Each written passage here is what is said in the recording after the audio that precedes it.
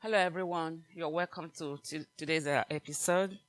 Like I normally said, this is a series that we've continued since some months ago. So we are going to look at our topic today will be or is long suffering. So our topic today is long suffering.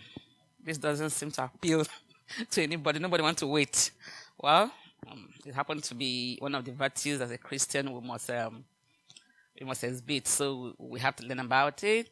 So I wrote, long suffering is made up of two. I'm trying to describe what long suffering is. It's supposed to be is described made up of two Greek words, long and temper, which means long temper. This means having self-restraint when one is stirred to anger.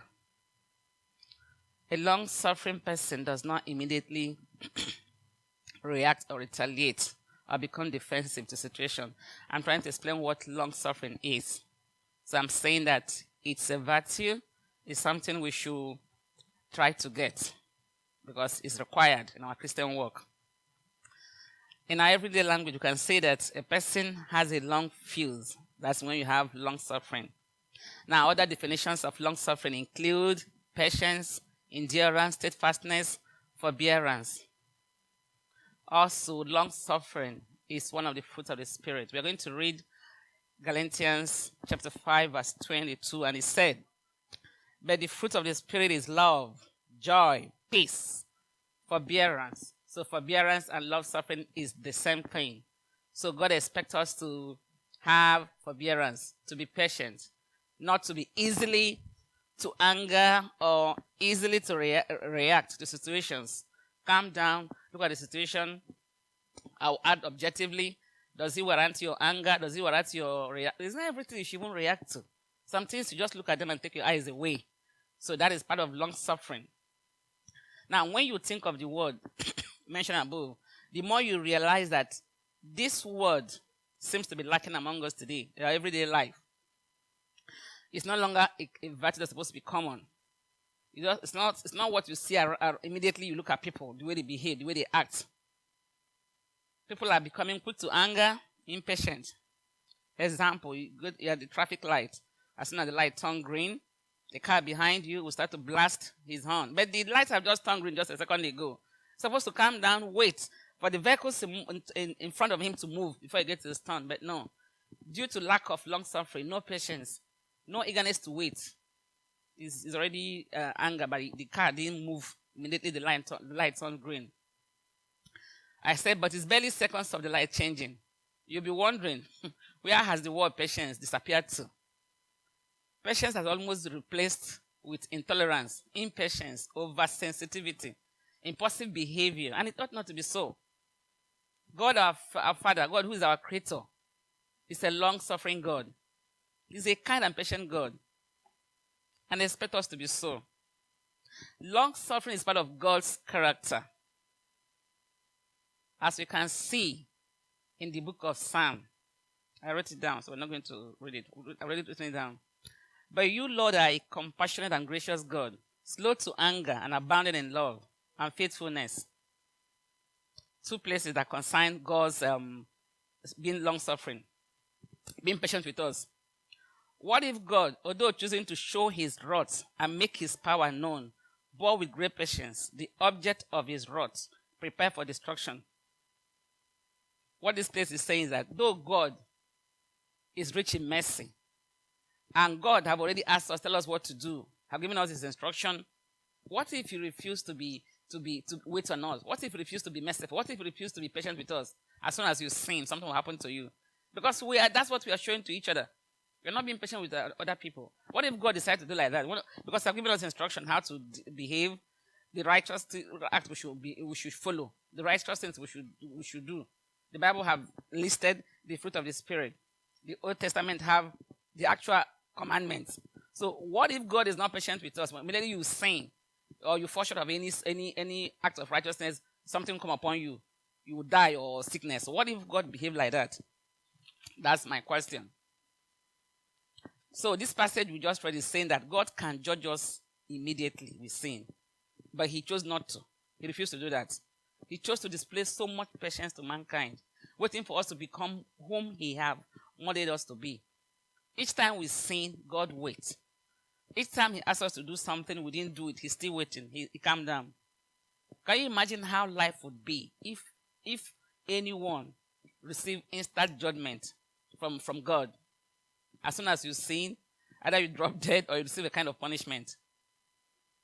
Can you imagine how the world would be? So, but God have great patience in us. He expects that we're going to change. He doesn't judge us immediately. He doesn't even remove his love. He still loves us and expects us to change. Now, he expects us to behave like that to one another. If your wife sin against you, endure. If you say the things you don't like, endure. If your neighbor talk harshly, endure. Imagine how life would be affected if long-suffering were exhibited among individual relationships. What I mean individual relationships, one-on-one relationship. A wife, a husband, a child, to the sibling or the sister, a teacher, to the student, and all that. Imagine there's long-suffering among church relationships. A situation where we become a little patient with each other, not uttering hateful words at the least provocation. Somebody match your feet, you are off. You already say, didn't you see me? What's that? I mean, you endure a little. What happened? You look back, you calm down. And let me explain why he was able to step on your toe. So, in other words, the long suffering is supposed to be the old nature. It's not supposed to be what a born-again Christian is supposed to be exhibiting. The old nature is short-fused, wanting to strike back at the least opportunity. But we are no longer wearing that cloak of old man. We are now born again. We've been redeemed. We've been regenerated. We should therefore allow the Holy Spirit to guide us into saying no to offenses. When something happens, don't be quick to talk. Don't be the one to explain first. Don't be the one to take offense. Don't be the one to say, I don't like how they treat us here. Just come and watch. So we're going to read how we are expected to behave in Colossians chapter 3, verse 12 to 13. And I read, therefore, as God-chosen people, holy and dearly beloved, clothe yourself with compassion, kindness, humility, gentleness, and patience. And these things work opposite to the behavior we see around us today, the impatience we see around us today. Bear with each other and forgive each other. If any of you has a grievance against one another, that's if somebody offend you, you should forgive the person. Forgive as the Lord forgive you. And over all these virtues, put on love. What am I saying? God is love.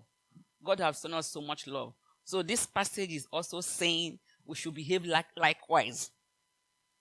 We should show kindness, humility, gentleness. I think what causes so much anger, there's some little bit of pride. If you are humble, somebody cannot just offend you and it pains you so much. As if you've been demeaned, you've been insulted, you were not given your honor. Why can they talk to you like that? You know, if you're a humble person, you won't know which. At a time, I don't really know what is an insult at the time in my life. I'm not lying. You ask me, did you offend me? I was like, what did you do? So I think we should not be easy to take offense. Somebody have insulted you. So which word is insult? Which word should have calmed you down? If you're already a humble person, it's not every word that should offend you. It's not every word somebody said to you, you're taking offense, you're annoyed, you're angry. No, it shouldn't be that way. We are no longer the old nature. We are no longer the person that was before. We have changed. Jesus Christ, we have been recreated. We accepted Jesus Christ. We are a new person. We are a new man. That's what I started by reading to us those qualities of the fruit of the Spirit. Gentle, loving, meekness. When these attributes are in us, the quick to anger, quick to offense will not be there. Long-suffering is a virtue that could help us in our Christian life. Don't rush a situation and let it happen. To take offense, to quarrel, to do this. Now, the first part of long-suffering I explained is the long-suffering among us in relationship. The next part of long-suffering I'm going to explain is when it's not concerned to God. Well, not concerned to God. But I mean one-on-one, when you're relating with one another, the person did something, endure. Situation happened, I don't like, calm down and see how it's going to. Now, but finally, I'm going to explain long-suffering towards God. If your prayer have not been met, the request you put up to God, Please stand with God. Wait for him. Be patient with him. This is the part of long suffering that concerns God. The first part we describe is if your wife or your somebody you are with do something you don't like. Don't be quick to say hateful words. Don't be quick to retaliate. Don't do back. Don't retaliate. Calm down. Let the offense will really not do so much harm to you. Now, the second part of long suffering, we're talking about this now towards God. You have some requests. You have some things you expect God to do for you. You've been praying about it. And God has not met those needs. I am saying that we should be patient with God. That's where the long suffering towards God come in. Now, this is a major issue here. There's a major issue here that God does not like in the realm of human time. Okay. I don't know what I'm saying. I'm saying that God does not live in the realm of human timing. You ask God for something and God have not done it. The major problem is that God does not live according to your calendar. January, February, March, April. And we are entering this next year, 2020. God have not answered this request. God doesn't live in the realm of time. You have your timetable. God have his own. You have what is important to you. Your soul is more important to God than the request you're presenting to him. So God makes all things beautiful at his time. While you're getting worried that God has, this is an example, while you're getting worried that God has not given you the husband or whatever you're requesting for, God is calculating. If I give you this husband, how long will you live with the man? How long will it last? This is because God is seeing some things in your trait, in your character, in your short fuse. God is calculating. This my daughter, if I allow her to go into this marriage, how long is she going to stay before she come back to me? The man has gone. They've divorced. So while you are eager to get your answered prayer, God is calculating. Is he going to work? Is this Mr. A going to live with her? So God have his own timing, what he's looking at. And because you got married, God will not allow that marriage to take you to hellfire. Like I said earlier, why you want your need met, God is thinking of his own need. And his own need is to get you to heaven. So you see, there are different needs here. The agendas, the purpose should be the same. So that's why you should walk according to God's purpose. If you are working with God in the purpose He has for you, you will slow down. You won't be so much in a hurry for Him. You want to get this. You want to get that. You want this. God is watching. This big car you want to change to, is He going to work in line with getting you to heaven? Is this car you want to change to going to work in line with the ministry I've called you to do? Or is it going to make you to be prideful? When I now ask you to go to certain areas, I say, no, this car cannot drive to certain areas of where we live. You know, it's a very classic car. So while you're asking your request, God is also checking His own kingdom, how your request will benefit His kingdom. So that's why whatever you are going to request for God, ensure your request is going to be in line with God's purpose. If not, the request will just be there. God is looking at you. This is not what I expect of you to do. So I said, for example, I gave an example here. I say, for example, if God is not ready, let's say you get the first marriage, you didn't handle it well, and you come out of it. I said that God is not ready for the person He has for you for the second marriage. So He's going to slow you down to make sure that you're even ready to enter the first one. But none of us like to wait. We don't like to wait. We just want to enter in. Just go there. We'll get our request. Have our request met. So I said, it is better to God to delay certain answers, to allow you to get matured. God used the opportunity to train you, to mature you, to organize you, and give you the opportunity to love Him. The most important thing to God is that you accept Him, know who He is. It's not just enough to say, I have given my life to Christ. You need to love God. You need to show Him that you love Him. How much time do you spend with Him? How do you relate to assignments He gives to you? Those things are important to God. Those are the things that will point to God that genuinely you love Him and you care for Him. But most of the time, we don't. It's not as if we don't care, but we don't see it as deeply as God sees them. The promise of God is yes and amen. If He has promised you something, He will fulfill it. Because why He's going to fulfill what He promised you is that He can fulfill them. He has the ability. God has the ability to meet your needs. But like I said earlier, it depends if those your needs is going to work in line to get you to heaven. He's not going to give you a need that will take you out of his house. A need that will not make you come to church. A need that will not make you give you a rest of mind to serve him. God is either he will delay that to get you ready for that, or he will not even give it to you. God is never too late or never too early. God allows, sometimes we say, why does God allow suffering? God allows suffering or situations that we don't like because we're undergoing, or we say we're undergoing this hardship as a refinement because of our corrupt disposition and the impurities in our belief in God. God wants these things to be cleansed away. Those things, the wrong beliefs we have, the wrong identities we have, the wrong mindsets we have, God wants these things to go, to leave us. He wants to prepare us a ready vessel without spots. God wants us to be ready. He is not just God is not just here to meet our needs and our requests. He has his own expectation. Primarily, Jesus Christ came to save us. A church that is spotless. A church that is holy. So, the number of years we live here on earth is to prepare us, to get us ready to go and meet with him. If I say it's really not for us to stay here and acquire and amass wealth, it will be as if are we not going to be comfortable? We have to be comfortable while we live on earth. But that's not the purpose why we are here. The primary purpose why we are here is to get ourselves ready. You know, some people are so concerned with the assignment. God, what do you want me to do for you? I want to go and preach. Those are good. But I want to let you know that God wants you first.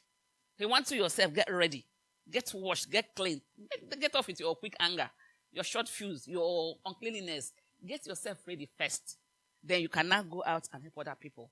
So in as much as you want your needs to be met, you want new house, you want this, that's not why you're here. You're here to get yourself prepared and also to help God to win souls and get other people prepared. So that when Jesus Christ comes, he's coming to meet a church. It's not right that a church, I'm talking about a local church now, a local church of, let's say, we're 1,000 people in a church congregation. At the last day, 3 people will go to heaven. What have all of us stay here to do? What have you been doing? Church meetings, church this? No. God wants you to, each sermon you hear is supposed to prepare you. Each sermon you hear is supposed to add to what you know before. As he's adding, you also go out and help other people. You show your love by your acts of love. Some people are changing their lives. The way you behave. You're going to win souls. Those things are why we are here. To get the church ready for Jesus coming. Not to a man's world. Not to get second wife. Not to get second husband. No, that's not reason. We are here to get ourselves ready for the rapture. We are here to help God get other people ready. Get the harvest ready for the coming of our Lord Jesus Christ. So that's all I have today for Longsuffering. So keep enduring, keep persevering. It's not going to be too long again. And God is going to meet you at the point of your need. Thank you for listening.